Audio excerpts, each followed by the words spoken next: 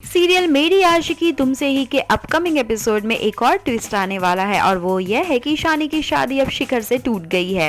हुआ यूं कि शिखर को ये पता चल जाता है कि शानी ने रणवीर के पैसे चुराए हैं, जिसके बाद शिखर ईशानी को अपने घर से जाने को कहता है। इसलिए बेचारी ईशानी ने रोते हुए शिखर के घर को छोड़ दिया। अब रणवीर कितनी भी नफरत करे, दिल में तो उसके बचपन से ही ईशानी के लिए प्यार है और अब भी है। रणवीर ईशानी का पीछा करते हुए सड़क पर जाता है, जहां ईशानी तेज हवा के कारण अपने सामान और दुपट्टा का ध्यान नहीं रख पा रही थी और रणवीर के सामने कोई अनजान आदमी ईशानी के साथ इस मौके का फायदा उठाकर उसे छूने की कोशिश कर रहा था। तो बस क्या था, ईशानी को बचाने के लिए रणवीर का उस आदमी के साथ हाथापाई हो जाता है।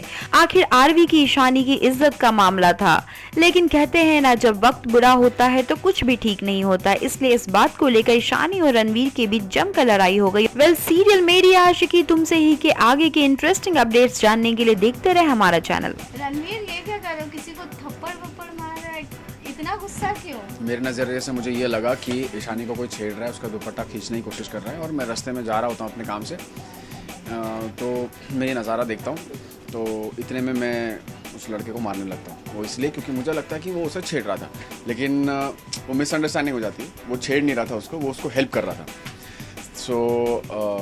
फिर उसी बीच में मेरे और ईशानी की बहस भी होती है बहुत ज़बरदस्त। पर रणवीर तो अब काफी नफरत करते हैं, फिर ये किस तरह का ये लगा? कोई और भी आम भी लड़की होती तो भी रणवीर उसकी मदद करता।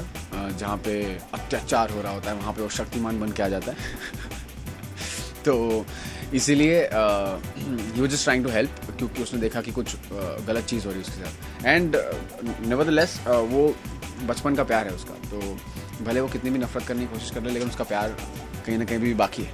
मतलब कहीं ना कहीं ईशानी के लिए आज भी दिल धड़कता है रणवीर का। हाँ, डेफिनेटली धड़कता है रणवीर का।